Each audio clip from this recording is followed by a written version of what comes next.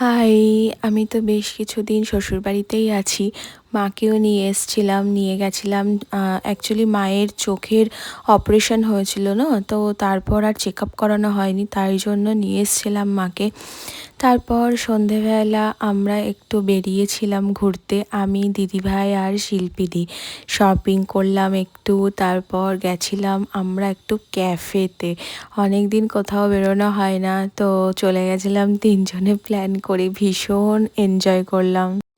ক্যাফেটা তো ভীষণ সুন্দর ছিল, একটা গোয়া ভাইবস দিচ্ছিল। গোয়াতে এরকম আমরা ক্যাফেতে প্রচুর গেছি, তো ওরকমই লাগছিল। আমি এটা ওদেরকে বলছিলামও, বেশ সুন্দর ছিল ক্যাফেটা, খাবারগুলোও খুব ভালো।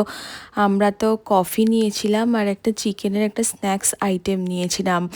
আমি তো ব্ল্যাক কফি নিয়েছিলাম। কফি টফি খেয়ে আমরা আবার শপিং করতে গেছিলাম। ফার্স্টে গেছিলাম আমরা জুডিওতে, তারপর আমরা চলে গেলাম হচ্ছে ওখান থেকে কফি খেয়ে আমরা চলে গেছিলাম বাজার কলকাতাতে। বৃষ্টি হচ্ছিল একটু একটু, তারপরে গরমও ছিল, মারাত্মক গরম পড়েছে এখন আবার। এত গরম সহ্য করা যাচ্ছে না। আমি এখান থেকে টুকটাক জিনিস নিয়েছিলাম। তারপর বাজার কলকাতার পাশে একটা দাদা বসে, পাপড়ি চাট বিক্রি করে, ভেলপুরি বিক্রি করে। পাপড়ি চাটটা মানে অসাধারণ খেতে, আমার তো ভীষণ ভালো লাগে খেতে, আমি আগেও খেয়েছি। তারপর গল্প করতে করতে বাড়ি চলে এলাম। টাটা।